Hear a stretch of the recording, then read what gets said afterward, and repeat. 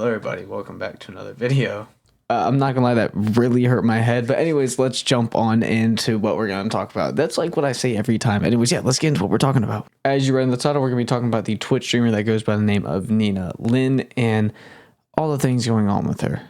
I mean, she's been banned and unbanned from Twitch like how many times now? Now, what triggered the whole Nina Lin getting into a lot of hot drama is the question you might be asking if you don't already know. In late October, there was a live stream involving Nina Lin and another streamer who goes by the name of Zoe Spencer.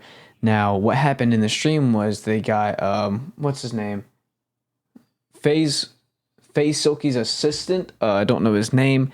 And they were being very handsy with him, you know, grabbing him, you know, forcing him to get twerked on and even throwing him on a bed. Twitch then obviously responded, and Nina Lin and Zoe Spencer were temporarily Nina Lin and Zoe Spencer were temporarily suspended. Oh my god. And if this was not enough, a couple weeks later, after Nina Lin's whole thing was actually like finally dying down, a creator who goes by the name of Disguised Toast came out and said that he also had something like this with Nina Lin, where Nina Lin walked up and gave him a random massage, and it wasn't a very appropriate massage. Toast's defense on not talking about it way sooner was that he didn't want to escalate things. And there were 3 IRL streamer cameras on him. And again, he just didn't want to escalate things because it was like a sponsored event. Sorry, the ring light has to go. My eyes are not that good. But once these clips started, you know, going viral, the internet was very quick to call it sexual assault. And you had a bunch of like popular streamers like Asmongold and XQC, you know, going out and calling out what she did and saying how disgusting it was. And especially that she was blurring other people's boundaries just for the idea and the concept of it being just for content, which I agree with this. Obviously, I feel like a lot of creators, especially nowadays, are blurring the lines of what is right and what is wrong. And then they just hide behind it being like, oh, it's for content. Like, no, it's not for content. Just no. I don't even need to explain this. Just no. But after Disguised Toast thing, he went and said that his parents even cried after seeing how he'd been treated.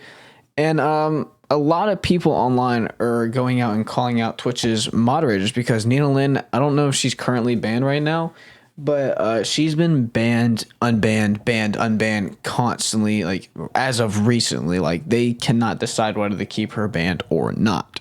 Now you're getting a whole bunch of like just yip yap from confused about what Nina did wrong. And you're probably like, oh, well, she has an apology. Well, and yeah, to sum it up, her apology was just like, yeah, my bad. Like, I was just trying to get a clip and this and that. And I want to say this. Yes, sorry, I slammed my phone down. That must have been really loud. Yes, like, what you did was wrong. Obviously, like, okay, decent enough apology, cool.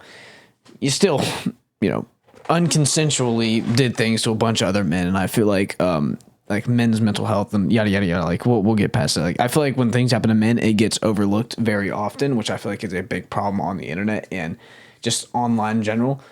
But here's a major side note.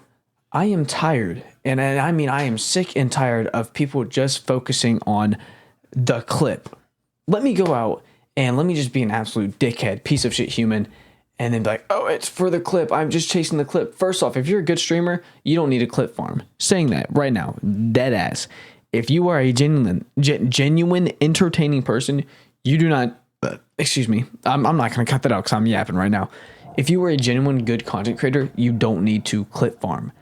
That's just how it is, right? I mean, I think that goes very simple. Like, obviously, nothing's wrong with doing it every now and again. Like, cool, you know, you want to get a funny clip, like, especially for smaller creators like my size.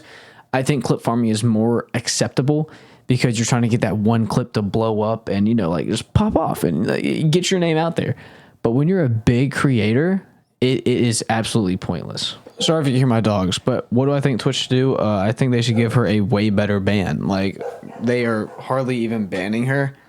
And she is quite literally being unconsensual and passing boundaries of other creators.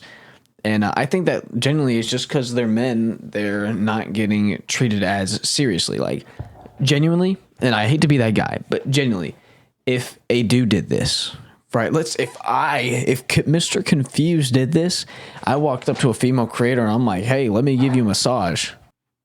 This is their butt. I'm just like, I deserve to be banned, and anything happen to me that is non-consensual touching. Like, that is not okay. That is illegal. But we all know how really bad and biased Twitch moderation is towards their female workers. That's a conversation for another day. Anyways, yeah, that's really the whole video. Oh my god, I can't focus. Anyways, that's just the video for today. I hope it was a decent one. It took me genuinely an hour to find something to talk about because there is nothing going on. Like, my life is so hard. You know, being a content creator is way harder than a 9-to-5. But anyways, thank you so much for watching the video. I really do hope you enjoyed. If you're a new viewer, please check out my other content. If you enjoyed this, I really do thank you, but enjoy all my other content. But anyways, yeah, again, thank you so much for watching. Hope you have an amazing day. God bless, and goodbye.